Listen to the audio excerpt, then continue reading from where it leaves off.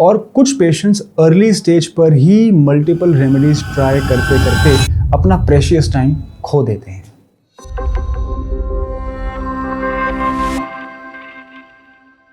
नमस्कार दोस्तों, मेरा नाम है डॉक्टर सम्यक धवन। आप देख रहे हैं कायाकल्प ग्लोबल का यूट्यूब चैनल। ये दुनिया का सबसे ज़्यादा subscribe vitiligo specific YouTube channel है। आज हम बात करने वाले हैं सफ़ेद दाग किस स्टेज में इजीली कंट्रोल हो सकता है, early versus late vitiligo explanation.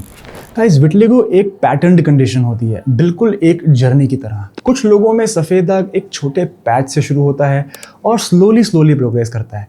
कुछ में सडन स्प्रेड होता है और कुछ पेशेंट्स अर्ली स्टेज पर ही मल्टीपल रेमेडीज ट्राई करते करते अपना प्रेशियस टाइम खो देते हैं। स्किन प्रैक्टिस में सबसे कॉमन ऑब्जर्वेशन ये है कि विटिलिगो के स्टेजेस को समझ ना पाना और हर स्टेज में गलत डिसीजन ले लेना डिजीज़ कंट्रोल को मुश्किल बना देता है।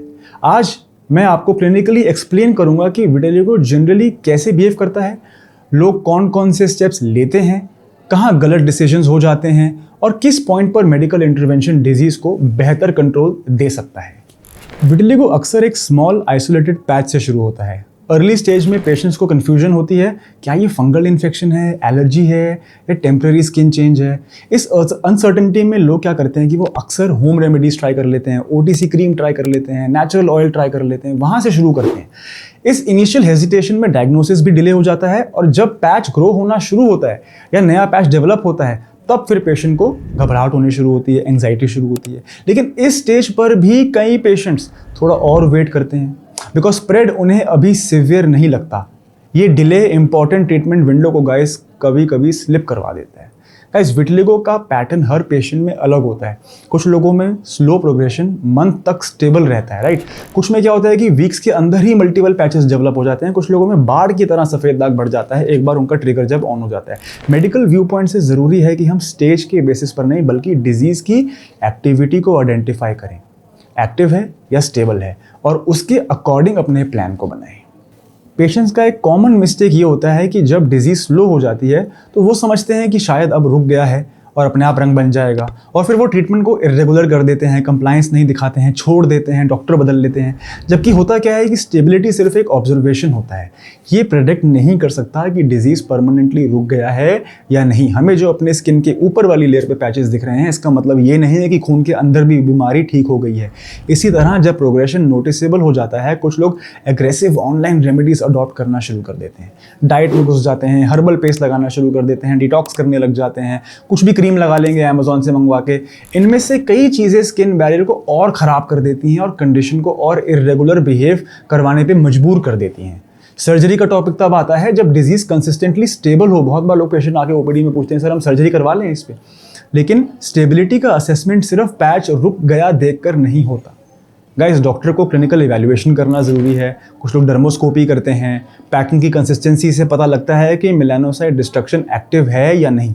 ये इवैल्यूएशन के बिना सर्जरी डिसाइड करना मेडिकली अप्रोप्रिएट नहीं होता। In fact as per the IADVL rules जब तक 12 महीने ना हो गए हो, 1 साल ना हो गया हो और पैच स्टेबल हो, यानी कि नया पैच ना आया हो और पुराने पैचेस में जो है पिगमेंटेशन वापस आ गई हो और उसके बाद नया पैचेस ना आया हो, पैच का साइज़ ना बढ़ा हो, तब तक हम उसको स्टेबिलिटी नहीं मानेंगे और तब तक सर्जरी करने का कोई फ़ायदा नहीं है। यदि आप सर्जरी के बारे में और इन्फॉर्मेशन चाहते हैं तो स्क्रीन पे आपको नीचे यहाँ पे एक बटन दिखाई देगा। आप चाहें तो और भी हमारी सर्जरी की वीडियोस चेकआउट कर सकते हैं। मैं डिस्क्रिप्शन बॉक्स में लिंक ऐड कर दूंगा। सर्जरी के ऊपर मैंने बहुत सारी वीडियोस बनाई हैं, उसमें पेशेंट के बिफोर आफ्टर भी हैं, एक्सपेक्टेशन मैनेजमेंट भी है, कॉस्ट से रिलेटेड बातें भी हैं। तो यदि आप सोच रहे हैं सर्जरी कराने का तो प्लीज़ वो वाली वीडियो को चेकआउट करना ना भूलें। गाइस, ट्रीटमेंट रिस्पांस की अगर हम बात करते हैं तो ट्रीटमेंट रिस्पांस की टाइमलाइन हर पेशेंट में अलग होती है। पिगमेंटेशन कितनी फास्ट आएगी, डिजीज़ कब स्टेबल होगी, ये हर व्यक्ति पे, हर व्यक्ति की बायोलॉजी पे, हर व्यक्ति के DNA पे, उनकी डिजीज़ की ड्यूरेशन पे, उनके जेनेटिक्स पे, उनके ट्रीटमेंट की अडेरेंस पर भी डिपेंड करता है। इसलिए कोई भी स्पेसिफिक वीक्स या मंथ्स विंडो देना मेडिकली एक्यूरेट नहीं होता। जो चीज़ कांस्टेंट रहती है वो ये है कि जितनी जल्दी पेशेंट करेक्ट डायग्नोसिस और स्ट्रक्चर ट्रीटमेंट करता रहेगा या स्टार्ट कर सकता है उतना बेटर कंट्रोल उसे मिलेगा। अर्ली स्टेज का मतलब होता है ईजी या फास्ट नहीं, और लेट स्टेज का मतलब डिफ़िकल्ट या इम्पॉसिबल नहीं होता। हर स्टेज का अपना साइंटिफिक प्रोटोकॉल होता है, बस टाइमिंग, मॉनिटरिंग और इंटरवेंशन राइट होना चाहिए। गाइस, अर्ली स्टेज का मतलब है, अगर मैं आपको आम भाषा में बताऊं तो वो ये है कि जब हमारे सफ़ेद दाग की उत्पत्ति होती है और वो हमें नज़र आने शुरू होते हैं, उनका रंग जो है वो बिल्कुल दूधिया वाइट नहीं होता है, वो थोड़ा थोड़ा ओपेक कलर का नज़र आने लगता है, चॉकलेटी वाइट होता है, तब इसका मतलब है कि बीमारी जो है वो स्किन की ऊपर वाली लेयर में ही है। लेकिन जब हमारे सफ़ेद दाग बिल्कुल दूधिया वाइट हो जाता है या उसके अंदर जो बाल हैं वो सफ़ेद होने शुरू हो जाते हैं, तब हम उसको लेट स्टेज विटिलिगो बोलेंगे।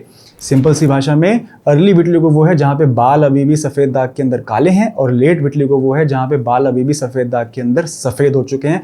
उस पर डिपेंड करेगा कि हमें किस प्रकार का ट्रीटमेंट पेशेंट को देना है या नहीं देना है। वैसे अगर आप भी कंफ्यूज्ड हैं कि आपका विटिलिगो अभी किस स्टेज में है, आपके ऊपर किस तरह की ट्रीटमेंट काम करेगी, आपको सर्जरी करवाना चाहिए या आपको माइक्रोपिगमेंटेशन करवाना चाहिए, आपको मेडिकल ट्रीटमेंट लेना चाहिए, फोटोथेरेपी लेना चाहिए, अगर ये सारी वीडियोस देख के आप यूट्यूब पे आप कंफ्यूज हो चुके हैं और आपको समझ नहीं आ रहा है क्या करना है, तो आप बहुत सिंपली नीचे दिए गए 2 फ़ोन नंबर हैं, एक कॉलिंग का फ़ोन नंबर है, एक व्हाट्सएप का फ़ोन नंबर है, आप चाहे तो हमें कॉल भी कर सकते हैं, चाहे तो अपने डिजीज़ की फोटोग्राफ क्लियर 3 से 4 फोटोग्राफ प्लीज़ नीचे दिए गए व्हाट्सएप नंबर पर हमको सेंड कर दीजिए अपने नाम के साथ। मेरी टीम आपको बताएगी कि आपके केस में, एग्जैक्ट केस में किस प्रकार का ट्रीटमेंट देना चाहिए, कितने समय में आराम आ जाएगा, खर्चा कितना आएगा और रिकवरी कितने महीनों में कितने % आ सकती है। बहुत सारे डॉक्टर्स यूट्यूब पे विटिलिगो का इलाज करने की बात करते हैं, लेकिन बहुत कम ऐसे डॉक्टर हैं जो रियलिस्टिकली आपको बता सकते हैं कि कितने महीने में कितने % बीमारी कंट्रोल होगी। तो बिना वक्त ज़ाया करें, बिना अपने ट्रीटमेंट की विंडो को वेस्ट करें, नीचे कमेंट करें विटिलिगो 2026 या व्हाट्सएप करें अपने डिजीज़ की क्लियर फोटोग्राफ्स आज ही। धन्यवाद।